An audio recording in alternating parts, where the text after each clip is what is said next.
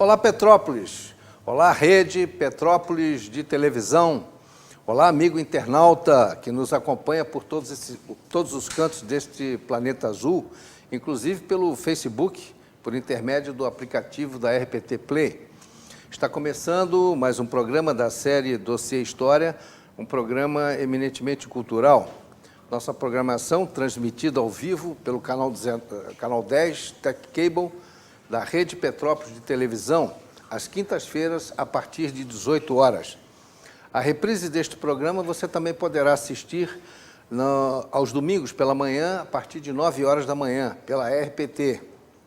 Em tempo real, pelo Facebook, estamos agora também. É só baixar o nosso aplicativo da RPT no seu celular em Play Store e nos assistirá em qualquer canto da nossa terra. Nosso programa também já tem 5 anos de programação com os mais variados temas, sempre direcionados à informação de notícias do momento, temas históricos e culturais, temas políticos, referencial à pesquisa acadêmica e ao entretenimento do próprio internauta. Hoje, dia 25 de outubro de 2018, programa ao vivo, nosso primeiro quadro é o dia 25 de outubro na história. Vamos lá, peço a vinheta.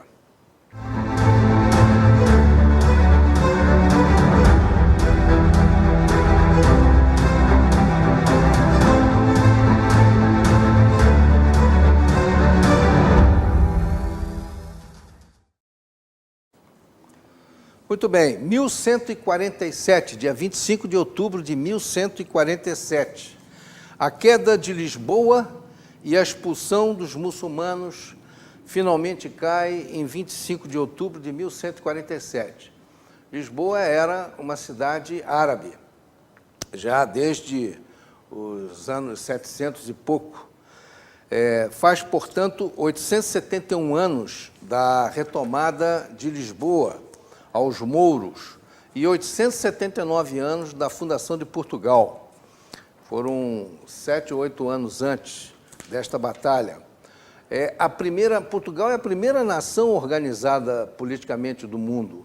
Ela foi um exemplo para o mundo. Depois todos os outros a seguiram. A Inglaterra, a França, o próprio Reino da Alemanha. Carlos Martel, em 732, só mais um detalhe sobre a queda de Lisboa na mão dos muçulmanos. O nosso tema de fundo hoje vai ser exatamente este. Vou historiar como é que foi essa retomada por Afonso Henriques, que foi o primeiro rei de Portugal, e que ele retomou a Lisboa para o reino que ele havia fundado, que é o reino de Portugal. Carlos Martel, em 732, também vence as forças muçulmanas em Poitiers, impedindo o avanço muçulmano ao interior da Europa. Essa batalha é considerada a mais importante da história da civilização ocidental e do cristianismo, pois se os francos, liderados firmemente por Martel, pertencem a esta batalha, conhecida como a Batalha de Poitiers ou de Tours, fatalmente o Ocidente hoje seria muçulmano e nós estaríamos agora voltados para Meca, ajoelhado, rendendo ao Deus dos muçulmanos. E o cristianismo estaria erradicado literalmente do Ocidente. Martel derrotou o líder muçulmano Abd-el-Rahman dos Emirados de Córdoba e nesta batalha obrigou o recuo dos muçulmanos para o sul da Espanha. Em 1147, cai a fortaleza de Lisboa em mãos dos muçulmanos. Agora nós vamos ver aqui, em 1495, a morte de Dom João II. Dom João II, que foi, na minha opinião, o melhor rei de Portugal, ou aquele que foi mais ativo, que resgatou aquele espírito de aventura e de conquista marítima que havia sido perdida depois da morte do seu tio-avô, o infante Dom Henrique. O Dom João II retomou essa política e, como rei de Portugal, ele era o apelido dele era o Príncipe Perfeito. Ele era um monarca bastante popular, ele era uma pessoa simples e retirou o poder dos aristocratas e governou com o povo. Ele fez grandes feitos no seu reinado. Dom João II, além de ter retomado o projeto do infante Dom Henrique, ele promoveu novamente as grandes navegações, a expansão marítima do Reino de Portugal. E deixou um legado para o seu sucessor, que era o seu primo Manuel, o Duque de Beja. Dom João II assinou o Tratado de Tordesilhas, em 1494, um ano antes de falecer. Ele teve papel extremamente importante nessa briga pela possessão das terras a oeste da linha de Tordesilhas, garantindo o Brasil, o futuro Brasil, né, como território português.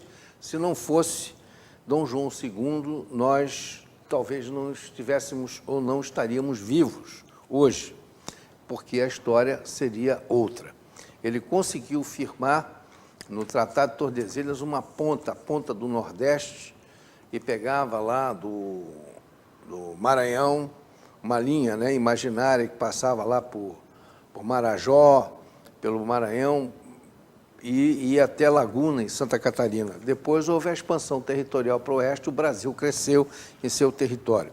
Mas se não fosse essa briga dele, essa insistência, quase ameaçando de guerra a Espanha, nós, fatalmente, não estaríamos aqui hoje. O Brasil teria tido outra destinação e nós não teríamos nascido. Nós, na realidade, somos coincidência de fatos históricos acontecidos ao longo dos séculos.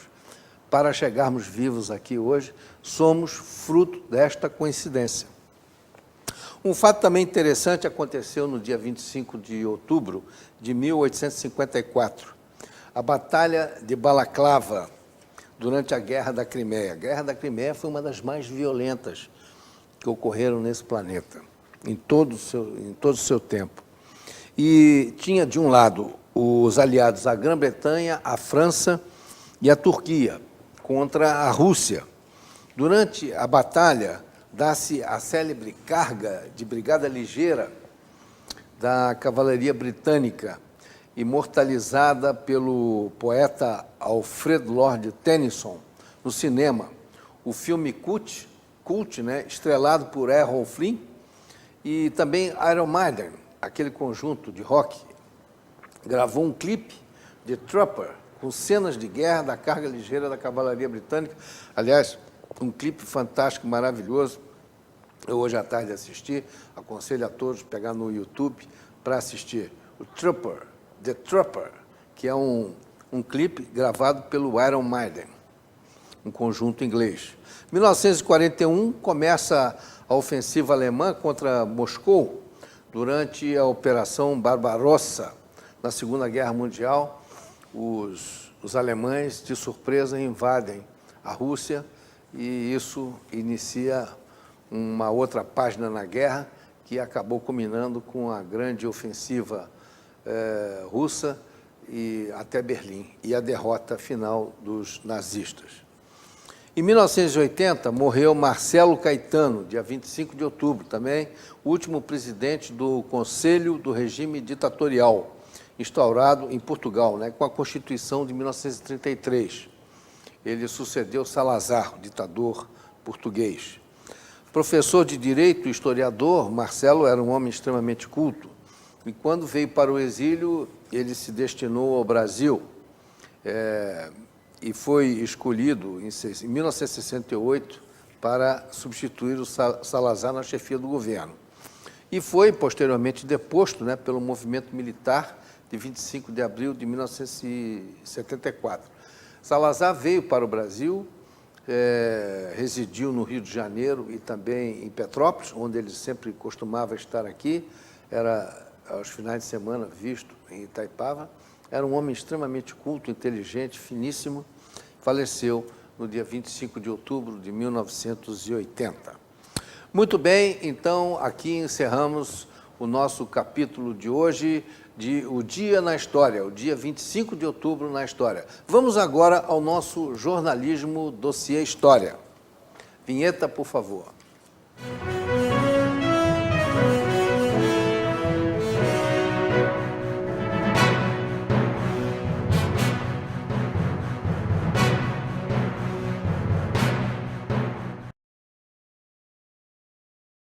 Jamal Khashoggi. Isso está dando um problema terrível em vários países em função da Arábia Saudita, pela a morte, o assassinato do jornalista saudita, que fora assassinado, hoje está confirmado, isso já está confirmado, no interior do consulado saudita, em Istambul, na Turquia. Na Turquia, provoca comoção em todo o mundo, esse incidente lá na Turquia, diante da selvageria e a violência da morte de Jamal Khashoggi. Segundo consta, Khashoggi fora torturado e decapitado. Teria ido ao consulado tratar de trâmites burocráticos relativos ao seu casamento com uma cidadã turca e desapareceu no interior do prédio. Khashoggi era crítico do príncipe herdeiro saudita Mohammed bin Salman Al Saud, de colunista do Washington Post. Parece que o Mohammed, pelo que consta, o príncipe herdeiro do trono saudita, ele estaria indignado com as críticas e, por ordem dele, teria sido assassinado, então, lá no consulado. Esse caso criou um incidente diplomático de consequências imprevisíveis. Embora a morte de Jamal tenha ocorrido no interior do consulado, considerando território saudita, o corpo foi retirado do local e transitou pelas ruas de Istambul, o que significa dizer que o crime passou a ser de jurisdição das autoridades turcas contra os suspeitos funcionários do consulado.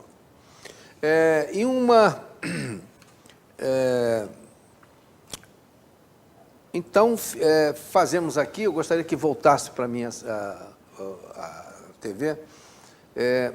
Esse caso criou um incidente diplomático. Os Estados Unidos agora estão numa situação terrível, porque já está confirmado que houve um assassinato no consulado, e o presidente dos Estados Unidos, que tem negócios com a Arábia Saudita, e, ao mesmo tempo, teria que dar uma demonstração de ética e, ao mesmo tempo, criar um incidente com a própria Arábia Saudita, não rompendo relações propriamente dito, mas se juntando aos demais países da Europa para que fizesse uma pressão contra o reino da Arábia Saudita. Eu não sei a consequência que isso pode ter, por ser a Arábia Saudita um país extremamente fechado, que qualquer pressão que haja contra a Arábia Saudita também pode trazer ao mundo ocidental um reflexo negativo em função que a Arábia Saudita é o maior produtor de petróleo do mundo e os Estados Unidos é um grande comprador de petróleo da Arábia Saudita. Então, fica aí esse ponto de interrogação, vamos ver os acontecimentos futuros, o que vai realmente ainda acontecer, e ver se o presidente Trump, qual é a atitude que o presidente Trump vai tomar em relação à Arábia Saudita. O rei e o seu príncipe herdeiro negam qualquer tipo de participação. Vamos ver quais são os próximos movimentos desse incidente internacional. Agora, vou tocar aqui naquele assunto da aula de um cursinho que, há 4 meses atrás, o deputado federal Flávio Bolsonaro fez uma afirmação infeliz sobre o Supremo Tribunal Federal, em resposta a uma pergunta sobre a hipótese de impugnação da candidatura de seu pai pelo Supremo Tribunal Federal, Jair Bolsonaro. Eduardo, em resposta a essa pergunta, que se referia a uma possível, uma hipótese, uma situação hipotética em que, eleito o Jair Bolsonaro, se houvesse uma impugnação pelo Supremo Tribunal Federal, o que poderia ocorrer? Esse era o desafio da pergunta ao Flávio Bolsonaro. E Eduardo Bolsonaro, o deputado federal Eduardo Bolsonaro. Flávio é o deputado estadual que foi eleito agora senador, né? Então, Eduardo se postou a uma resposta e disse que o Supremo Tribunal Federal, se cassasse a candidatura de seu pai, o que é um absurdo, né? Porque o Supremo Tribunal Federal não pode cassar uma candidatura. Essa cassação teria que ser feita através do Tribunal Superior Eleitoral, em processo administrativo. Bastaria um cabo e um soldado para fechar a instituição. Nem precisaria de um jipe. Uma resposta realmente esdrúxula, motivada por uma pergunta cretina. Mas não vejo qualquer consequência, tanto para o regime democrático, como pela própria resposta a uma pergunta sobre a hipótese de impugnação da candidatura do seu pai, Jair Bolsonaro. Eduardo, em resposta, disse que se o Supremo Tribunal cassasse a candidatura do seu pai, bastaria um soldado, um cabo e um soldado. Quer dizer, essa expressão é verdadeiramente um absurdo, quer dizer, uma resposta absurda a uma pergunta absurda. Mas isso não traz nenhuma consequência para a advocacia. Vamos ao vídeo, colocando ele no contexto, porque o que foi apresentado pelo Partido dos Trabalhadores, pelo Fernando Haddad, foi um trecho, né, um trecho extraído do contexto do vídeo. Agora nós vamos assistir o vídeo todo, inclusive com a pergunta. Vamos lá. Alô? Atenção, produção? Vamos ao vídeo do Eduardo Bolsonaro. Cursinho do Paraná. Se quiser arguir qualquer coisa, sei lá, recebeu uma doação ilegal de R$100 do José da Silva, impugna a ação dele, a candidatura dele. Eu não acho isso improvável, não, mas aí vai ter que pagar para ver. Será que eles vão ter essa força mesmo? O pessoal até brinca lá, cara. Se quiser fechar o STF, sabe o que você faz? Você não manda nem um jipe, cara. Manda um soldado e um cabo. Não é querer desmerecer o soldado e o cabo, não. O STF vai ter que pagar para ver. E aí, quando ele pagar para ver, vai ser ele contra nós.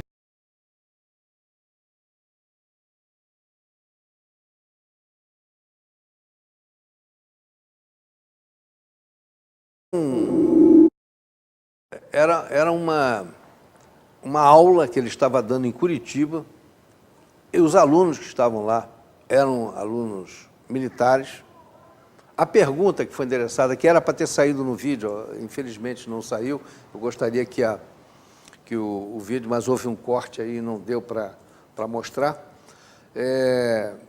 Então, isso não traz nenhuma consequência, essa resposta internamente não traz nenhuma consequência. O PT foi lá, pegou esse vídeo, pensou, estava lá na página do Eduardo Bolsonaro, lá no YouTube, pegou e pensou e fez esse escândalo todo, ameaça à democracia e etc. E o pior nisso tudo é que o Supremo Tribunal Federal comprou essa esparrela toda do PT. Então, 2 ministros foram para a televisão, deram resposta, quer dizer, deram um valor que, na realidade, não merece tanto valor assim, tanta dimensão, porque não é nenhuma ameaça à democracia uma bobagem dessa. Isso é óbvio, mas é para atingir Bolsonaro, porque quem falou, na realidade, lá no Supremo Tribunal Federal, é gente que está irritada pela perspectiva de Bolsonaro ganhar a eleição. Esse que é o fato que a gente tem que ser analisado. Porque os outros ministros nada falaram, ficaram na dele. É uma coisa irrelevante, absurda e irrelevante, dar valor a esse vídeo. Agora, o adversário do Bolsonaro, o Fernando Haddad, aproveitou a situação e teceu comentários absurdos de que a fala de Eduardo seria uma ameaça de Jair Bolsonaro e de sua família à democracia. Ele ainda fala que o Bolsonaro, que os filhos dele são milicianos, quer dizer, aí partiu realmente para a ignorância. Na minha opinião, o Haddad é um ser doente, ele está doente, ele está alterado, não está uma pessoa normal no seu psiquê. Em todo caso, vamos ver aqui o vídeo em que o Haddad faz esse comentário. Vamos lá. Muito medo de violência por parte do Bolsonaro. Você viu que o filho dele chegou a gravar uma notícia, né? Um pensamento, se é que pode se chamar assim o que eles falam, porque é uma coisa tão impressionante, eu não sei se a pessoa pensou para falar, mas diz que prender, fechar o Supremo Tribunal Federal é uma coisa que, se eles desafiarem o Poder Executivo, mandariam um cabo e um soldado. Um cabo e um soldado, nem de jipe precisaria. É uma pessoa que fala isso, não sei se pensa para falar, mas se nem o ministro do Supremo hoje está salvo, você imagina o polícia. Muito bem, nós vamos voltar então àquele vídeo do Eduardo, que ele vai colocar no ar a pergunta do aluno para ele, que é importante porque está dentro do contexto do vídeo. Há a possibilidade do STF, que há uma previsibilidade, ele agir e impedir que seu pai assuma, e isso acontecendo, o Exército pode agir sem ser invocado lá, salvo engano, acho que o artigo 1º, se isso acontecer? Aí já está caminhando para um estado de exceção, né? O STF vai ter que pagar para ver, e aí quando ele pagar para ver, vai ser ele contra nós. Assim, você está indo para um pensamento que muitas pessoas falam e muito pouco pode ser dito. Mas se o STF quiser arguir qualquer coisa, sei lá, recebeu uma doação ilegal de R$100 do José da Silva, pô, impugna a ação dele, a candidatura dele. Eu não acho isso improvável não, mas aí vai ter que pagar para ver. Será que eles vão ter essa força mesmo? O pessoal até brinca lá, cara. Se quiser fechar o STF, sabe o que você faz? Você não manda nem um jipe, cara. Manda um soldado e um cabo. Não é querer desmerecer o soldado e o cabo, não. O que é o STF, cara? Tipo, tira o poder da caneta de um ministro do STF. Bom, então, olha, esse vídeo foi gravado há 4 meses atrás. Quer dizer, não estávamos nem em período eleitoral, não havia clima eleitoral, não havia nada. O que havia na época era uma grande indignação, porque um dos ministros, que todo mundo sabe quem é, vive dando liminares para soltar as pessoas que foram presas através de mandado judicial por liminares, por prisão cautelar e etc. Então, era o clima que estava se vivendo. Todo mundo estava criticando o Supremo Tribunal Federal, inclusive o PT, como eu vou mostrar aqui. Então, o Bolsonaro foi informado da fala do seu filho, Flávio, Eduardo, aliás. Eduardo, oh meu Deus do céu, estou trocando aqui os nomes. E, a princípio, não acreditou, mas depois ele disse, não, meu filho, Eduardo, falar isso? Nunca. Mas depois ele viu que realmente havia esse vídeo. E, confirmado, ele, Jair Bolsonaro, desautorizou o próprio filho. E falou e censurou as palavras do próprio filho. E o próprio filho, Eduardo, veio à mídia e se desculpou. Quer dizer, teve a hombridade, teve a dignidade e a humildade de se desculpar pelo possível erro ou as possíveis consequências de que aquela sua observação pudesse ter dado ao sistema político, o sistema político do Brasil, né? Porque, afinal de contas, o Supremo Tribunal Federal é um poder, né?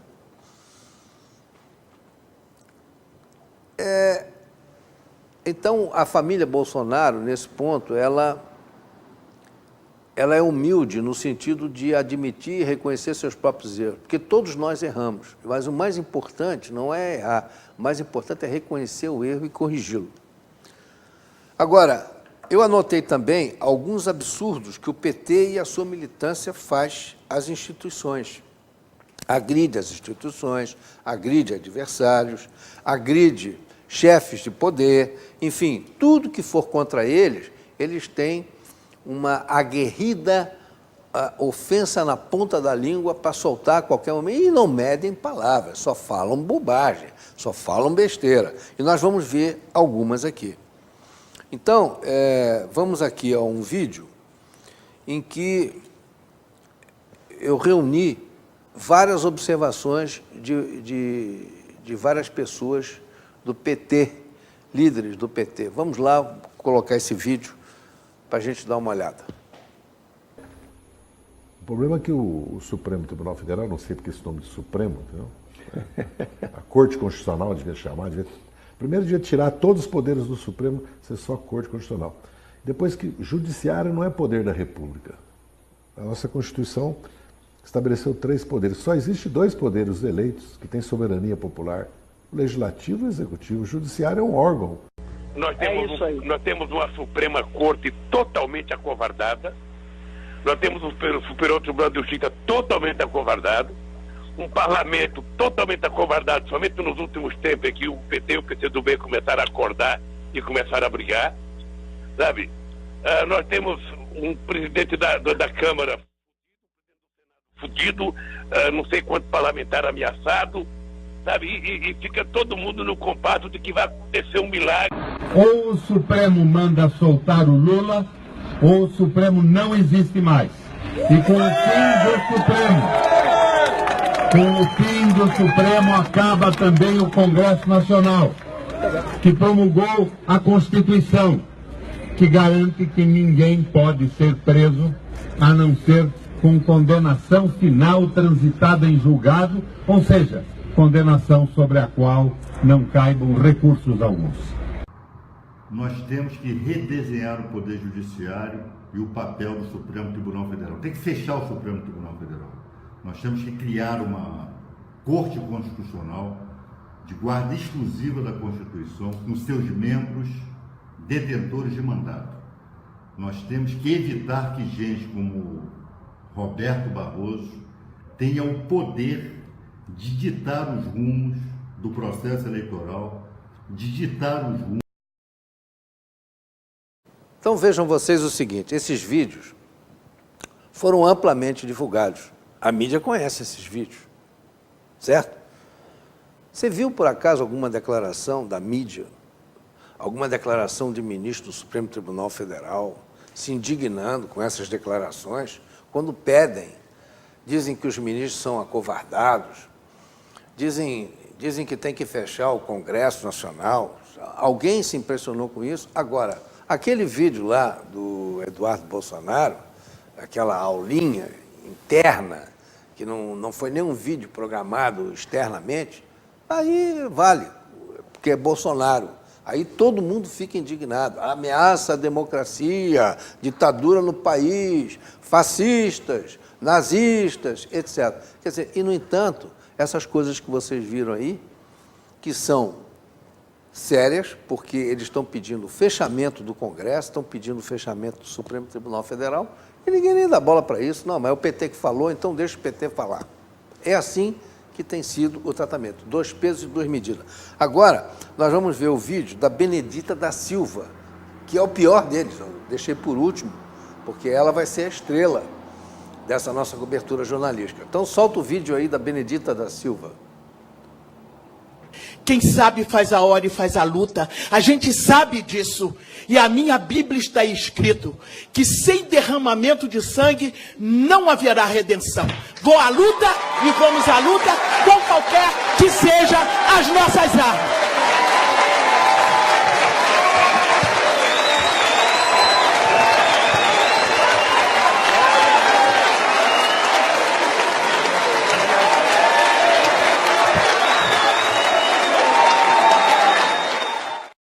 Benedita da Silva pediu derramamento de sangue. Ela pediu o quê? Ela pediu uma guerra civil.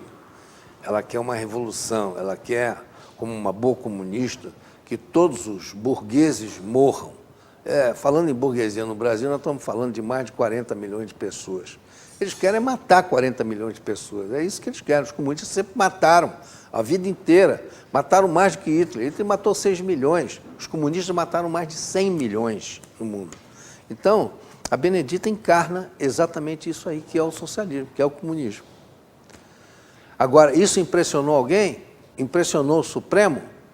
Impressionou autoridades de outros poderes? Não, absolutamente não. Ninguém dá bola. Por quê? Porque é o PT, quando o PT fala, o PT pode falar qualquer bobagem que não tem problema. Agora, vamos ver aqui a bobagem do Haddad. Haddad insistiu várias vezes em acusar o Mourão de ter torturado o cantor Geraldo Azevedo. Isso é um outro fato também interessantíssimo. E, durante Ele falou diversas vezes durante essa entrevista. E até que alguns jornalistas fizeram uma correção. Não, o candidato, você deve estar enganado, porque o Mourão, naquela época, ele não tinha idade nem para ser oficial ainda. Ele era uma criança, ele era um garoto de 15 anos. Não, ele foi. O Geraldo falou e ele torturou mesmo, não sei quem, e ainda insistiu com isso. Até que, posteriormente, ele insistindo nessa toada, ele posteriormente se corrigiu. Numa coletiva mais tarde, ele admitiu o erro e não se retratou, não pediu desculpas, não foi humilde, não teve dignidade. Aliás, falar em dignidade com o Haddad isso não existe. A dignidade no PT é raridade. Então, ele acabou admitindo que porque o próprio cantor Geraldo Azevedo se retratou e viu que realmente o Mourão não tinha visto. Quer dizer, eles jogaram uma culpa no Mourão. O Mourão era um aluno do Colégio Militar, estava com 15 anos de idade. Como é que ele poderia ter torturado o Geraldo Azevedo lá no DOI-CODE? Isso é um absurdo. E o Geraldo Azevedo não tinha por que falar que foi o Mourão. Porque, na realidade, esse Geraldo Azevedo não foi torturado. Tem muita gente aí que diz que foi torturada, mas, na realidade, não foi torturado. Só era torturado quem tinha informações relevantes e não queria dar essas informações. E essas torturas eram feitas para provocar que a vítima abrisse o bico, entendeu? Ou o preso abrisse o bico. E eram pessoas perigosas. E todo mundo dependia dessas informações na época para acabar com a guerrilha. Tanto é que a guerrilha durou mais de 10 anos.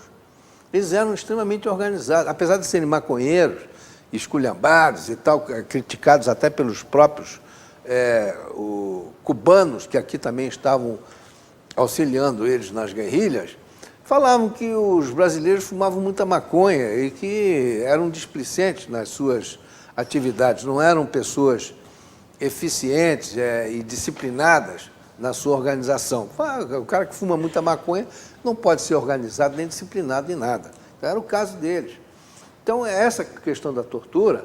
Agora, esse sujeito mentiroso falou isso o quê? Para comprometer a candidatura do Jair Bolsonaro e colocar o vice-presidente como um torturador, para ganhar voto. É isso. Então, vale qualquer coisa. É nesse nível que está a campanha eleitoral. Então, vamos ao vídeo do general Mourão, tecendo comentários sobre essa acusação de que ele seria um torturador, ou seja, que ele havia torturado o cantor Geraldo Azevedo. Vamos lá. Minhas amigas e amigos, aqui o general Mourão. Ontem, um cantor que eu desconheço, chamado Geraldo Azevedo, me acusou de havê-lo torturado em 1969, ocasião em que ele teria sido preso durante o governo dos presidentes militares. Muito bem. Em 1969, eu tinha 15 para 16 anos de idade, cursava o primeiro ano do segundo grau e era interno no Colégio Militar de Porto Alegre. Hoje, em entrevista ao jornal O Globo, o candidato do Partido dos Trabalhadores, o senhor Fernando Haddad, repetiu essa mesma asneira. Portanto, minha gente, vejam o grau de mentira, o grau de estupidez, o grau de incoerência dessas pessoas. Como pode o senhor Fernando Haddad querer governar o nosso país se não consegue discernir a verdade da mentira? Aliás, ele não consegue discernir porque a mentira faz parte da vida dele. Ontem ainda, no programa Roda Viva, o senhor Fernando Haddad atacou as nossas Forças Armadas, dizendo que nós não teríamos condições de vencer uma guerra com a Venezuela. Desconhece a capacidade operacional daquelas forças às quais ele, como presidente da República, seria o comandante. O Haddad realmente ele está maluco, né? Eu já falei isso aqui, está meio perturbado mesmo. Eu não sei se a campanha eleitoral que traz um estresse muito grande na cabeça do candidato, mas ele mostra que ele é um homem que não tem caráter, né? Porque ele é contraditório. Todo ser humano contraditório, ele é mau caráter, né? É o sujeito que tem duas caras, não é? Então, isso é de um mau caratismo inominável. E veja só o que ele fez. Insiste em debater com o Bolsonaro na TV. Olha se Bolsonaro vai perder tempo de ir para a televisão para ser ofendido e provocado pelo Haddad. Para quê? Para fazer cena de pugilismo lá na televisão? O Bolsonaro está se recuperando de uma facada que foi dada por um militante, que é do PC, do PSOL e do PT. Né? Amando, ainda não sabemos de quem, mas nós vamos descobrir quem é que mandou. Não está difícil de descobrir quem é que mandou dar a facada, porque eles queriam eliminar o Bolsonaro. Então, ele aproveitando esse gancho, ele afirmou que candidato não ir a debate até então era inédito. E isso não é verdade. O próprio Lula e a Dilma não foram a debates políticos em campanhas anteriores. Vamos ver o vídeo para focar esse aspecto contraditório e mentiroso do Haddad. O Haddad está mentindo assim deslavadamente, sem nenhum pudor. Vamos lá. Acho que não tem paralelo na história do Brasil alguém que tenha chegado à presidência sem participar de um debate. A Rede Globo lamenta profundamente a decisão do candidato Lula e lamenta também profundamente que ela tenha sido anunciada apenas às 7 horas da noite, 1 hora atrás. A Rede Globo vai realizar o debate com Cristóvão Buarque, com Heloísa Helena e com Geraldo Alckmin logo mais. Os candidatos à presidência vão debater suas ideias e seus planos ao vivo daqui a pouco. Cristóvão Buarque do PDT, Geraldo Alckmin do PSDB, Heloísa Helena do PSOL. O presidente Lula não virá. Em televisão, uma grande produção para ficar bem feita precisa ser planejada nos mínimos detalhes e com muita antecedência. Com esse debate também foi assim, mas tem sempre alguém trabalhando duro até os últimos instantes. O presidente Luiz Inácio Lula da Silva diz que só vai a debate quando achar que interessa. No debate, quando achar que interessa ir no debate. Eu não posso ir no debate com os outros, acho que eu devo ir.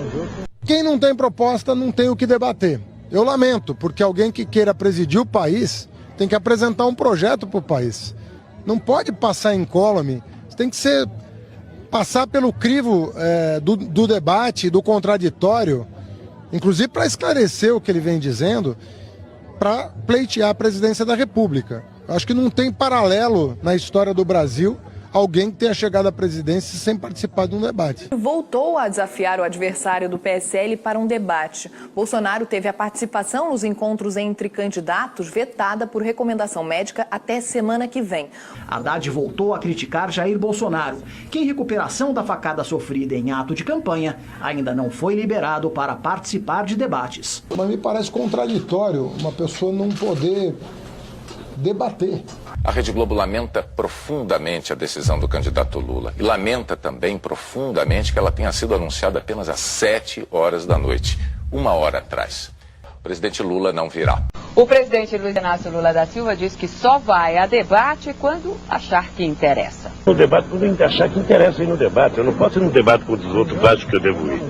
Acho que não tem paralelo na história do Brasil alguém que tenha chegado à presidência sem participar de um debate. Bom, então está aí a contradição dele, né? A Dilma também não participou. Infelizmente, nós não temos material da Dilma hoje para mostrar. Então, aqui encerramos o nosso capítulo de hoje sobre jornalismo, dossiê história. Estamos caminhando, então, para o nosso tema de fundo. Eu hoje estou fazendo um programa solo. Eu tinha convidado um professor de história para vir aqui hoje, mas, infelizmente, porque ele tinha que dar uma aula, ele não pôde comparecer. Então, eu aproveitei a data de hoje, que é uma data importante para nós, brasileiros, e ex-portugueses, porque nós fomos portugueses também, né?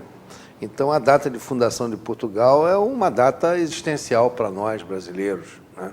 Nós não podemos esquecer que um dia fomos portugueses. Fizemos parte do Reino de Portugal. Então, toda essa nossa história, toda essa nossa tradição é a tradição lusitana, vem de Portugal. Fomos uma governadoria, primeiro uma capitania hereditária, o Brasil foi dividido em capitanias hereditárias, depois nós fomos vice-reino, depois nós fomos... Não, capitania hereditária, governadoria geral, vice-reino e depois Reino Unido. E, finalmente, Dom Pedro I tomou a iniciativa da independência do Brasil e seria o único homem naquele momento que poderia realizar esse evento que foi a independência do Brasil em 7 de setembro de 1822. Proximamente, em 2022, faremos 200 anos da independência do Brasil. Então, nós vamos hoje falar sobre a retomada de Lisboa aos muçulmanos em 1147. A Península Ibérica estava dominada pelos mouros muçulmanos desde 711. E a dominação durou, naquela região, 436 anos. 436 anos de dominação muçulmana. Eu vou mostrar agora a vocês uma gravura, que é um magnífico trabalho de Roque Cameiro, em que se tem a retomada. Como é que era Lisboa na época? Era isso aí, uma fortificação, tá? Isso no ano de 1147. Observe também, na parte inferior da gravura, os navios de proas altas e velas pandas, típicos da região naquele tempo. Era assim que se navegava. Durante muito tempo, essas barcaças foram utilizadas para a navegação ali no Mediterrâneo e no Atlântico, nas imediações ali de Portugal. Era o que se utilizava naquela época. E essas embarcações, naturalmente, foram utilizadas pelos invasores ali, né? Porque eles estavam no porto e foram do porto até Lisboa para retomar. O Afonso Henriques já era o rei do reino de Portugal, que era um ducado que pertencia ao reino de Leão. Então, eles desembarcaram lá para retomar, fizeram um cerco. Esse cerco demorou alguns meses até a queda final, que foi no dia que hoje está se comemorando, 25 de outubro de 1147. Agora, como foi feita essa conquista? Afonso Henriques, que é esse aí que está aí na gravura, ele já era o rei, e com a ajuda dos cruzados do norte, que eram oriundos principalmente da Inglaterra, de Gales, da Normandia, do Condado de Flandres, norte da França e Renânia, eles estavam a caminho da Terra Santa e aportaram na cidade do Porto, que é no norte de Portugal, em junho de 1147.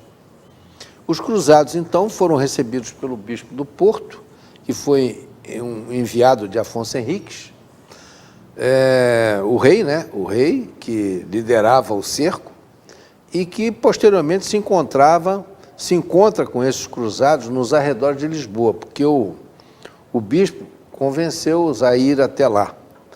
E lá o Afonso Henriques faz um discurso para convencê-los a ajudar na conquista da cidade, porque esses cruzados estavam um tanto quanto renitentes em aceitar essa faina lá, né, de guerra, e ajudar na conquista da cidade de Lisboa. Mas também discursou, e foi muito importante que tivesse discursado, o condestável inglês Harvey de Granville. Ele faz um discurso no mesmo sentido. Condestável, o que é um condestável? Era um chefe supremo do exército, ou normalmente um título do infante. Normalmente os infantes eram condestáveis. E o infante era aquele que se postava nas grandes solenidades à direita do rei. Infantes eram os filhos dos reis de Portugal. Em Portugal que se chamavam infantes. os filhos dos reis de Portugal, que não eram herdeiros do trono. Então, quem não era herdeiro do trono era chamado de infante. É o caso, por exemplo, do infante Dom Henrique, que foi o grande homem das navegações. O infante Dom Henrique, ele era um infante, porque ele não era o herdeiro do trono. Afonso Henriques da Borgonha havia, então, em 26 de julho de 1139, promovido a libertação do ducado. Ele rebela-se contra o reino de Leão, que era, inclusive, a dona Tareja, que era a mãe dele. Então, com o título de Conde de Portugal, foi aclamado rei de Portugal internamente, por seus comandados e habitantes de Lisboa. O que é aclamação interna? Era uma aclamação que não havia sido reconhecida por aquele contra o qual se liberta uma determinada região, e nem tampouco aquele que teria aquele país ou aquela nação que se torna liberta, mas que não tem as bênçãos papais. Então, por isso que se faz essa discriminação da independência interna.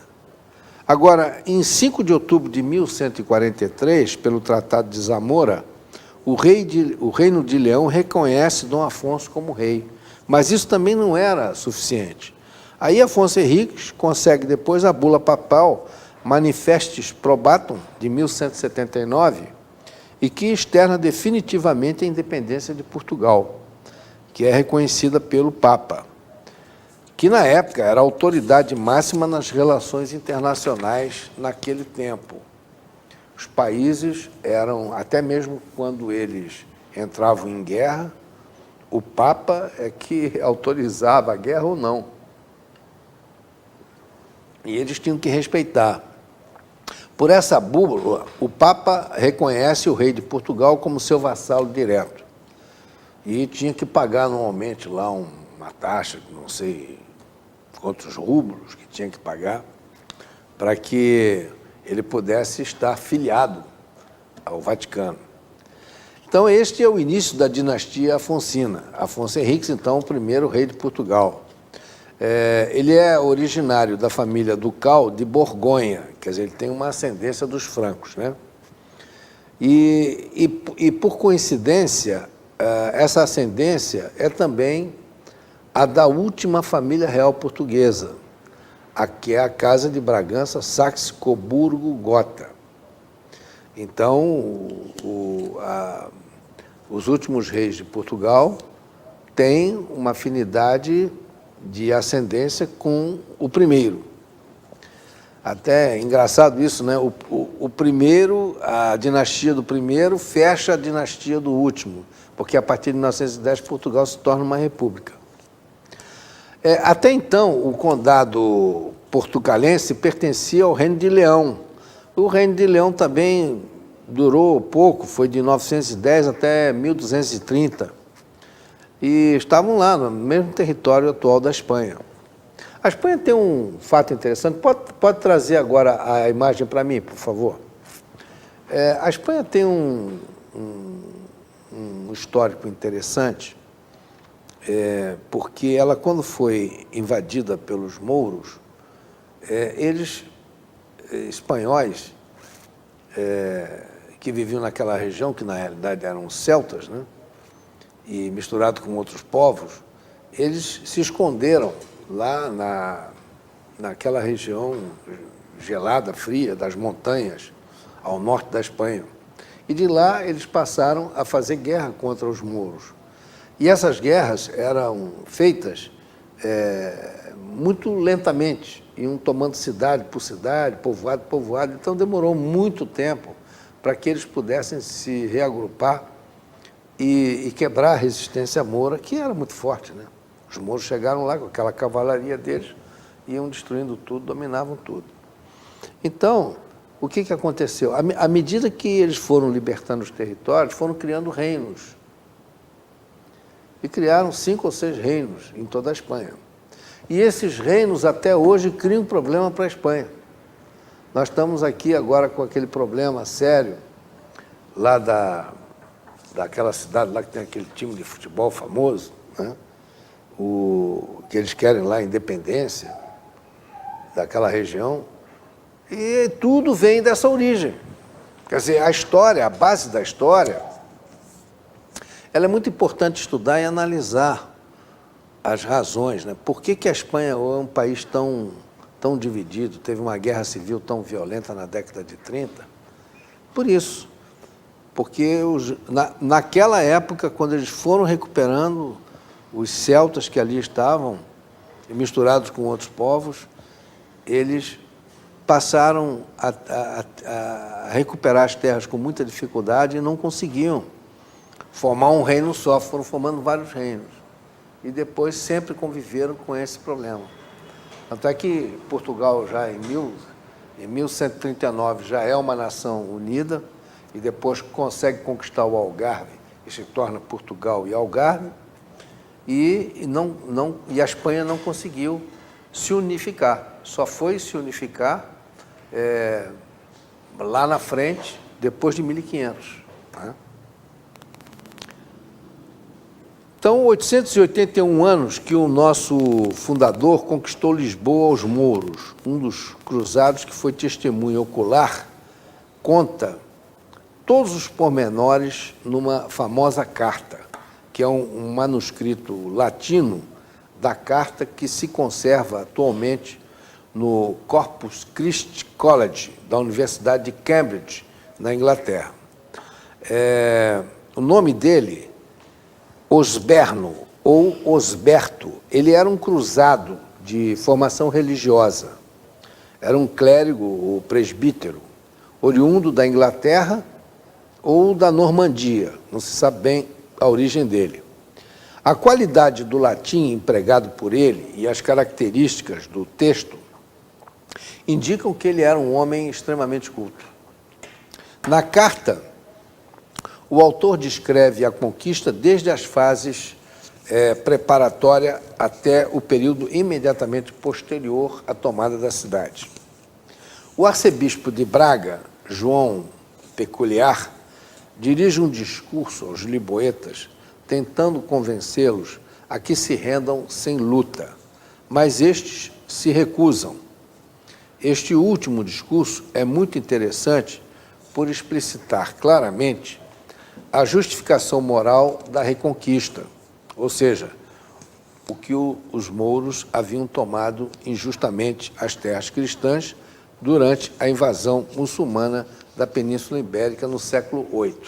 Quer dizer, naquela época já havia o discurso político, porque a dominação de mais de 400 anos dos mouros naquela região criou a figura do moçárabe, que eram os cristãos que se adaptaram à cultura árabe. Haviam já, não tinham mais ali lisboetas cristãos propriamente ditos, eram moçárabes, já misturava muita coisa.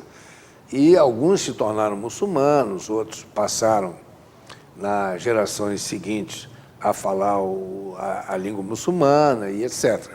Então, era uma verdadeira confusão de raças e culturas ali. E, quando houve esse discurso, era a tentativa de convencimento daquelas pessoas para que houvesse uma justificação moral da reconquista. Eles já tinham tomado a cidade, a fortaleza, e, ao mesmo tempo, precisavam ter o apoio daquela população. Os muçulmanos se afastaram imediatamente. Agora, o Longo Cerco começa em julho de 1147. O autor descreve, em detalhes, vários momentos de tensão ocorridos neste período entre os cruzados, causados especialmente pela rivalidade entre os anglo-normandos, por um lado, e os flamengos alemães, por outro. Quer dizer, então, aqueles cruzados que estavam lá para ajudar os portugueses a retomar Lisboa, e eles negociaram aquilo, né? Porque para eles o que interessava era o butim, né? Uma vez invadido a fortaleza, eles queriam se beneficiar dos valores que lá tinham, eles se apropriavam das mulheres, estupravam mulheres, faziam o diabo. Então foi pedido a eles que eles não fizessem nada disso. E isso foi respeitado pelo pessoal que era anglo-normando. Mas parece que os flamengos e alemães não respeitaram essa situação. Então a relação com as tropas portuguesas também é tensa por vezes. Houve muito atrito entre eles. Né?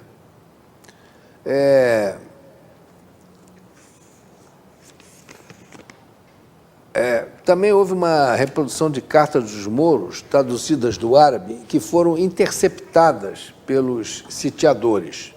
Numa delas, enviada pelo rei mouro de Évora e destinada aos moradores de Lisboa, o rei eborense recusa-se a ajudá-los na luta contra os cristãos. Havia um cerco, então eles mandavam mensageiros para pedir ajuda aos outros califados, para ajudar os mouros. E aí essas cartas foram interceptadas.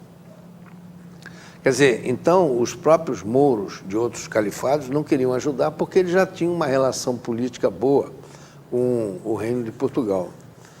E não queriam quebrar os acordos, né, de paz que já havia sido feito com o Afonso Henriques. Bom, depois de muito esforço, os sitiadores conseguem derrubar parte dos muros da cidade e constroem uma máquina de cerco, uma torre dotada de ponte. Eu queria até que postasse para mim novamente a foto da invasão da fortaleza, isso, para que a gente possa ter uma ideia, né? Então, esse cerco, a torre dotada de ponte, debilita enormemente as defesas da cidade, levando finalmente os lisboetas a render-se aos cristãos. O acordo de rendição com os mouros é negociado por Fernão Cativo, por parte do rei, e Hervé de Granville, um dos condestáveis dos anglos-normandos. Desacordo sobre o botim, botim é o resultado da guerra, que eles podem sacar o que quiserem. Geram mais tensão e violência entre cristãos, sendo necessárias novas negociações para acordar a divisão das riquezas da cidade. Finalmente, no dia 25 de outubro, a cidade é adentrada pelos cruzados, que é a data que se comemora hoje. Muito bem, meus amigos, encerramos aqui o nosso programa de hoje, tá? E só lembrando que esse programa vai ser reprisado domingo às 9 horas da manhã. Uma boa noite a todos e até a próxima semana, uma nova atração.